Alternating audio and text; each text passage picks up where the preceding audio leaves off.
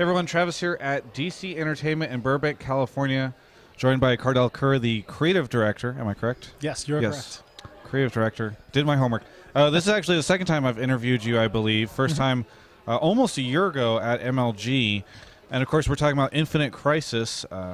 You guys are now set to go into open beta on March 14th, so just a couple weeks out. And you now have a Tryline Map since the last time I talked to one of you guys over at Gamescom. Yes. So talk to me a little bit about just sort of the creation of the Tryline Map and maybe anything that you guys decided to do differently than what you had seen in Tryline Maps across different MOBAs. So one of the things that we wanted to change right at the very beginning of just Infinite Crisis as a whole was we wanted to make it so that we had a lot more focus on our characters and what they actually meant. So Superman, Batman, making sure that each of them felt like those particular folks. The emphasis on superheroes and destruction, supervillains and destruction was another side of that. So when we first started out with Gotham Heights, that kind of flirted with the edge of that, and we wanted to make sure that that catastrophic event was cool and fun and interesting. But over time, we realized what's cooler and more fun is when people can steer their own shots. Right. And that led to the birth of Coast City. So after Coast City and watching how that played off in competitive modes all throughout the world at this point in time, we took all that information and we're like, all right, well, how are we going to take this and build a true, like a much even deeper strategic experience? And that was what's finally given birth to Gotham Divided. Okay. So, and again, what differences do you guys see in Gotham Divided and as a Tryline Map as opposed to maybe some of the other MOBAs that we've seen? Like, have you guys tried to mix it up, or are there different objectives?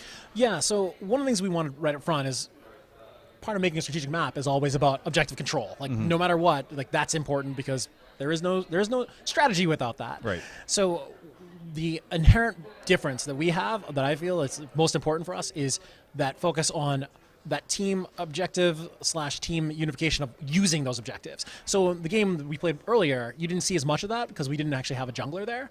But one of the goals we had initially was to change what a jungler actually is. All right. And that was, we wanted to make sure that everything was active. Like, we wanted to make sure that you felt like a superhero when you were doing something. Everything's a verb, is what we typically say inside of design. So in this point, you're grabbing these deployables and you're using them on the map, which basically gives you the ability to have all sorts of pressure all throughout, basically throughout the majority of the map.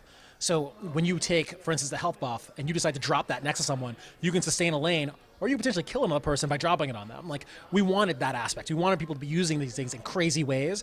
And that part of the whole interest, in my opinion, of a Tryline Map is these crazy strategies that people come up with. And we wanted to have a very fertile ground for that. Sure. All right, so now sort of moving more into the eSports stuff.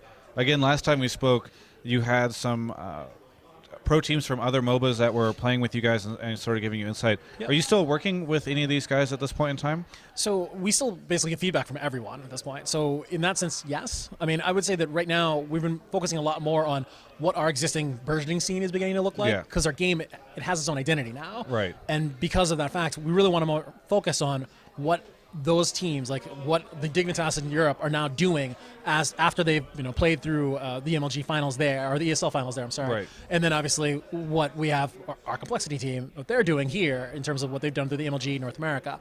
Like, those people have been playing so much of the game at this point that it's actually even more advantageous for us to get feedback from them, because they just know so much more about those kind of like those little things that can differentiate between a really great player versus one of the best players in North America or wherever. Sure. Now, yeah, I do want to talk about this because you guys have you have teams popping up now that are dedicated Infinite Crisis teams participating in tournaments. Obviously, Complexity had somewhat of a relationship with you guys. Was there any discussion between you guys and like Dignitas or Complexity around maybe them forming these teams, or was this just something that you saw naturally within the scene, like these teams pop up and these organizations come in and sponsor them? So what I think we've seen actually is just more of just an interest. I think as more people see our game, see what it's about, they've decided, like, you know what, we really are very interested in seeing what it would be like, and obviously, to try to actually field a team, particularly for Infinite Crisis, because there's definitely a game there, and it's a game that a lot of people are very interested in. Right. So in that sense, it's been great. I mean, I personally don't think, I wouldn't have it any other way, just because I feel that anyone going in and trying to actually force a team into a scene starts to get a little weird, because the scene needs to grow to support the teams that are in it. And if you don't have that, you end up with a lot of like really high skill cap players playing for something that a bunch of other people don't understand or relate to. Yeah. Like I almost look at everything like kind of like a pyramid that way. Okay. And what kind of growth have you guys seen with these teams in terms of the skill that they've been able to take place? Like what is the just this beginning of this esports scene and all these different teams looking like for you guys right now? Is anybody dominating, or if somebody wanted to come in and take a look at who's really good right now, are there any teams that are like just way ahead of the game, or are they all just sort of duking it out? I would say a lot of them are duking it out. I think that right now, the people to watch again in North America at this point really is the Complexity team, the former KGB team. Right. I would say Absolute Legends in EU really pulled a surprising upset when you really looked at what happened in Paprika with the fadeaway Doomsday device that basically took the opponent's power core. It's kind of serious. Like, you don't normally see a lot of people utilize that, and I'm curious to see what's going to happen as everyone transitions to Gotham Divided from Coast City. Sure. Because they are very different beasts altogether. I mean, there are a lot of tactics you use in one that may not be applicable to the other one, but at the same time, it's possible that same depth of talent can be leveraged in that same way. Sure, and as you just pointed out, you have some of these teams moving over. Is that an indication that you guys are going to see Gotham Divided sort of become the main esports map, or is this... Like, at what point in time are you guys, or in what manner are you looking at the Tryline Map? Is that going to be the staple for the esports stuff, or are you just sort of waiting to see, which map is favored by the pros? Well, I think right now what we're looking for is just like we're trying to find the best map that more or less showcases our game in the best way. I mean, we're still very, very, very new, very young in the scene. With that said, I think that just given where our current beta population is, it is the most played map we have. All right. So because of that fact, you give them what they want, and Right. I want people actually playing this map particularly because there is so much room for play and counterplay there, and it is so crazy to kind of watch in terms of like when you see people dropping EMP pulses and then another team basically dropping a counter initiate like movement speed buff into that. Like, you don't quite know what's going to happen when you put that together with all the different characters that are still running around, and some of whom people are very familiar with, and some of whom people are not going to be as familiar with. Sure. So. What has the pro player feedback been like for you guys on Tryline Map on Gotham Divided? So the first wave of feedback was actually relief in many ways because Okay. there was a lot of stuff that we changed a lot in Coast City. Like specifically, I was focused a lot on credit velocity and just trying to make sure that it made more sense in team objectives and objective control, that modifying them for Coast City made it so that people didn't really understand the logic behind those decisions because they hadn't seen Divided. Once Divided had come out, they understood like, Okay. that's to make these maps different and have them play differently. And now we're in more of a world where we're seeing a lot more people are giving us feedback based off the metas that they are running. So we're getting, for instance, we got a lot of feedback about Harley Quinn, and some people are like, hey, we don't think she's very good as a support style for like the comps that they are using, whereas other people say that she's the most broken single player duelist that you have. Mm-hmm. So I think we're seeing a lot of transitionary feedback as folks start to try to figure out exactly how they want their meta to work. Right. And because of that fact, we're very wait and see. There's some things we know we want to change, but there are other ones where we're very much like, I think we're going to see how this plays out because we're not certain. Yeah.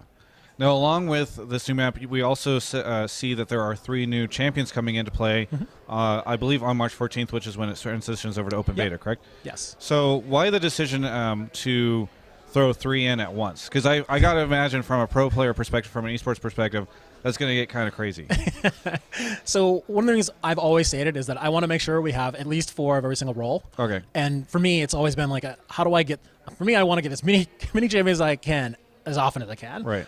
Obviously, balance-wise, that would be a nightmare, and certainly in terms of time, because just in terms of watching, like what it takes to be a pro player, how much time you spend just playing these characters over and over again, like the constantly getting hit with 3 that you need to learn and understand all their idiosyncrasies, very, very daunting. But either way, we wanted to make sure we finally had our 4th marksman, or our 4th enforcer, even more assassins, our 4th assassin. Right. Like, we wanted that aspect there, and I feel with these 3 characters, we basically have finally crossed over in a world where you can actually have a single ban from both sides, and it's not Going to lock out like a roll. Yeah, right, lock out an entire roll. So now you guys are transitioning over into open beta. I'm sure you can't talk about like release dates or anything like that, but the question I do have for you is that we've seen a lot of other MOBAs spend a very, very long time in beta stages in comparison to a lot of games.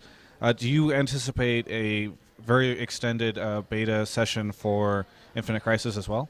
yeah, I mean, I think in that case, much like other MOBAs, I Right. feel like we're going to spend a lot of time just basically examining the little things that make our game work and trying to find a way to make sure those are polished. I mean, but with that stated, we're always trying to make sure that we show very, very well. So in that sense, my goal would be in a world where when we show our game, people are like, "That thing's still in beta," and they're Right. surprised. Like, and that's kind of where I think we're headed. Now, you guys have partnerships with MLG and ESL. Obviously, have done several events with both of them now. How have those relationships worked for you guys, and how satisfied are you guys with the, I guess, the results of all that partnership?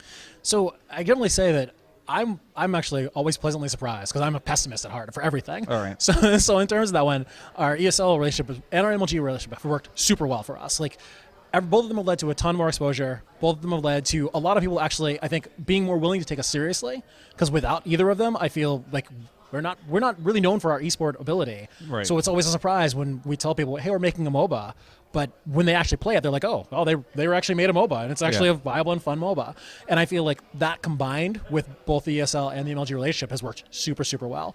I mean, and even in terms of like just looking at what's happening, and the amount of exposure that we've gotten on both sides has been pretty mind-numbing. Sure. And speaking of the exposure, and forgive me for not knowing, but what kind of numbers have you guys seen on the streams for the tournaments lately? So in terms of the actual, it depends on actually which stage of the tournaments we end up with. Like Right. typically for like our qualifiers, you don't see a large amount, Right. but certainly for our quarterfinals and our finals, we were actually seeing some fairly high numbers, which is always surprising to me whenever I look at who we're running against. I mean, Sure. obviously you have your LCS on the other side, and that's always a bit of a challenge. Right. But even then, like we still showed very well. So Just specifically, what would you say, like in what range? I don't need like so the in the specific average in the number or thousands, anything like that. in Yeah. the thousands. Okay, cool. Yeah.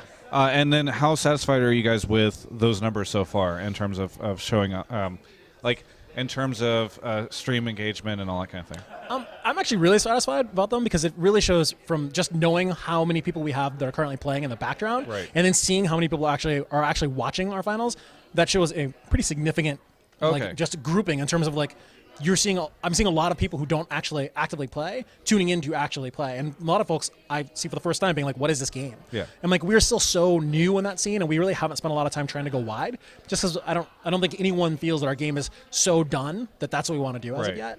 So in that sense, it's been really good, and I feel like one of the things we bring to the table that is working out very well for us is just the viewability of our game. It tends to be it seems to be very, very high. Like there's Right. just a lot of fun, a lot of crazy things that are happening that all have strategic depth, but are still very entertaining to see. Sure. So, And then finally, do you expect to see the ESL MLG partnerships continue on into the next year or so? yeah, I would expect that. I mean, but at the same time, I'm not the person. I'm not Right. the person who makes that call. But I can definitely say, in terms of looking at what's happening and looking at the tournaments we've had so far, I mean, I think a lot of people have been very happy with that. So, Any chance of partnerships with any other esports organizations? it's a good question. I don't know. I'll have to talk to Christina. Okay, fair enough. Fair enough. Finally, and again, I sort of do this thing. It's a little cheesy and unorthodox for an interview like this, but with the pro players, I always have a chance for them at the end to sort of add anything else that they'd like to say. I'm sure a lot of Infinite Crisis fans will be sort of taking a look at this interview and maybe the stuff that'll be coming out of this event. But is there anything else that you'd like to add there? Wow, let's see. I'm trying to think about all of the adoring fans. Right, Like, yeah. so many. I don't even know what to do with them. There's a great chance to reach out to them right now. Also, a great chance to piss them off. So you have to make sure you say the right thing to everyone. Okay. Yeah. So, I've been watching your stream, and I think that you are actually the best IC player that I have seen to date. Yeah, that works. That just covers the whole thing. Thank you so much for the interview. Really enjoyed the time playing the game and looking forward to seeing what the open beta brings. For everyone, you can check out the rest of our coverage of the Infinite Crisis event here and upcoming Infinite Crisis events as well at ongamers.com.